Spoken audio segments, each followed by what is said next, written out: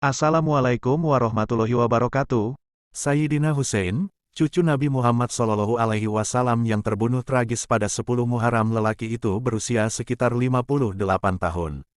Pada hari ke-10 bulan Muharram, di tahun 61 Hijriah, selepas menunaikan salat subuh, dia bergegas keluar tenda dan menaiki kuda kesayangannya.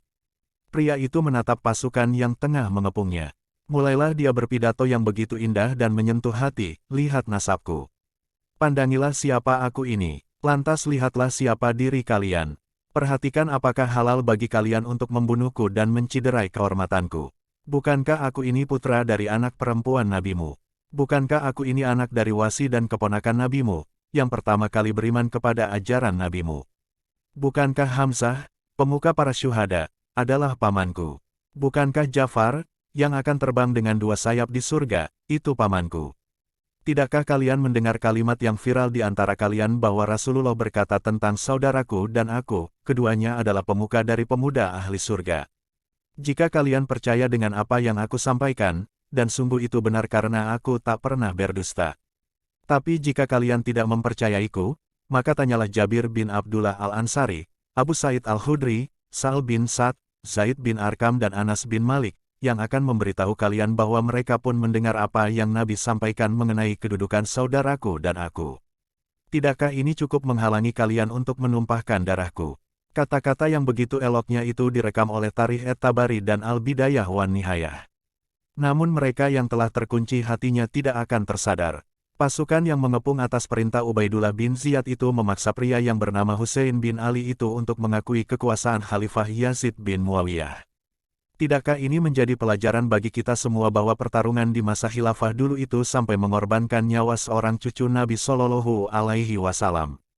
Apa masih mau bilang khilafah itu satu-satunya solusi umat? Simak pula bagaimana Ibn Katsir dalam Al-Bidayah wan Nihayah bercerita bagaimana Sayyidina Husain terbunuh di Karbala pada 10 Muharram Asyura. Pasukan memukul kepala Husain dengan pedang hingga berdarah. Husain membalut luka di kepalanya dengan merobek kain jubahnya. Dan dengan cepat balutan kain terlihat penuh dengan darah Husain. Ada yang kemudian melepaskan panah dan mengenai leher Husain.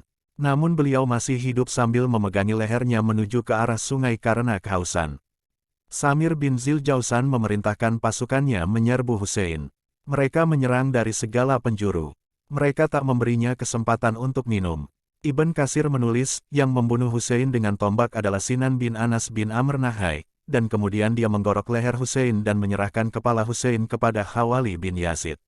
Al-Bidayah, Anas melaporkan bahwa ketika kepala Husain yang dipenggal itu dibawa ke Ubaidullah bin Ziyad, yang kemudian memainkan ujung tongkatnya menyentuh mulut dan hidung Husain, Anas berkata, "Demi Allah, sungguh aku pernah melihat Rasulullah mencium tempat engkau memainkan tongkatmu ke wajah Husain ini."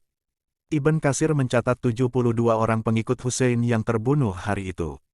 Imam Suyuti dalam Tarikh Al-Khulafa mencatat 4.000 pasukan yang mengepung Husain, di bawah kendali Umar bin Sa'd bin Abi Waqqas. Pada hari terbunuhnya Husain, Imam Suyuti mengatakan dunia seakan berhenti selama 7 hari. Mentari merapat laksana kain yang menguning. Terjadi gerhana matahari di hari itu. Langit terlihat memerah selama 6 bulan. Imam Suyuti juga mengutip dari Imam Tirmidzi yang meriwayatkan kisah dari Salma yang menemui Ummu Salamah, istri Nabi Muhammad, yang saat itu masih hidup. Ummu Salamah wafat pada tahun 64 Hijriah, sementara Husain terbunuh tahun 61 Hijriah. Salma bertanya, "Mengapa engkau menangis?" Ummu Salamah menjawab, "Semalam saya bermimpi melihat Rasulullah yang kepala dan jenggot beliau terlihat berdebu. Saya tanya, 'Mengapa engkau wahai Rasul?' Rasulullah menjawab, 'Saya baru saja menyaksikan pembunuhan Husain.'" Begitulah dahsyatnya pertarungan kekuasaan di masa khilafah dulu. Mereka tidak segan membunuh cucu Nabi demi kursi khalifah. Apa mereka sangka Rasulullah tidak akan tahu peristiwa ini? Lantas apakah mereka yang telah membunuh Sayyidina Husain kelak masih berharap mendapat syafaat datuknya Rasulullah di padang mahsyar? Dalam kisah yang memilukan ini sungguh ada pelajaran untuk kita semua.